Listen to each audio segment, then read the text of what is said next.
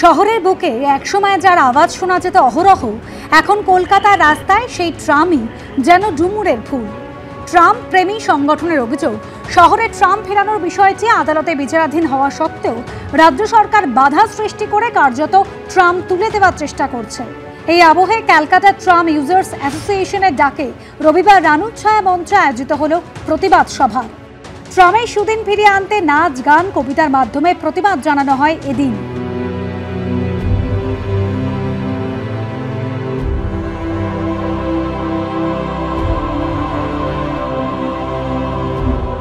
উপস্থিত ছিলেন নাট্য ব্যক্তিত্ব রুদ্রপ্রসাদ সেনগুপ্ত, প্রাক্তন সাংসদ তরুণ মণ্ডল।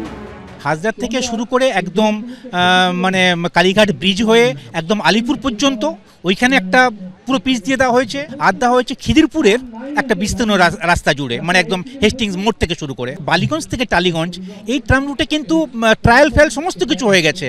আমরা যখন কন্ট্রোল রুমে এসপ্ল্যানেডে গেছিলাম, জিজ্ঞেস করেছিলাম, তখন ওনারা শুধু হাত জোর করে আমাদের বলেছিলেন যে দেখুন, সব কথা আমরা বলতে পারবো না, তবে এটুকু বলতে পারবো যে 24/29 ট্রাম রুটে যে ট্রাম চলছে না, এর দায়িত্ব ট্রামওয়েজ কোম্পানির নয়, এর দায়িত্ব বা এর নির্দেশ অন্য কোথাও লুকিয়ে আছে। যে ওই প্রথাগত যে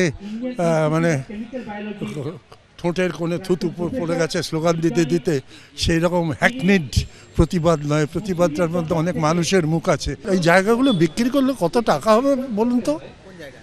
এই ট্রাম ডিপোগুলো, রাস্তা জ্যাম হবে, এইটা একেবারে বাজে কথা।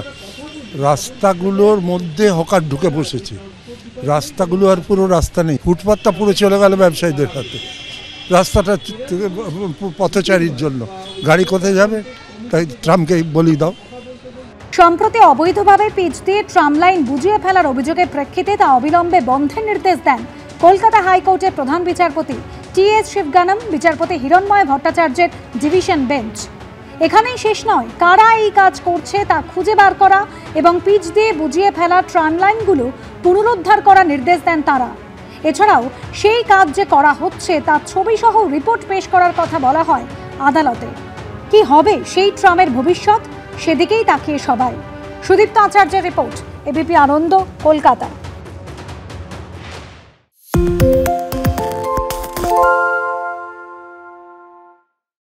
সত্য অন্তহীন, সত্যের খোঁজও তাই, সত্য সন্ধানে তাই আমরা অক্লান্ত, অকুতভয়। এবিপি আনন্দ নতুন ভাবনার প্রতীক, যা মনে মুক্ত, তথ্যে যুক্ত এবং যাবতীয় সীমানার বাঁধন থেকে মুক্ত।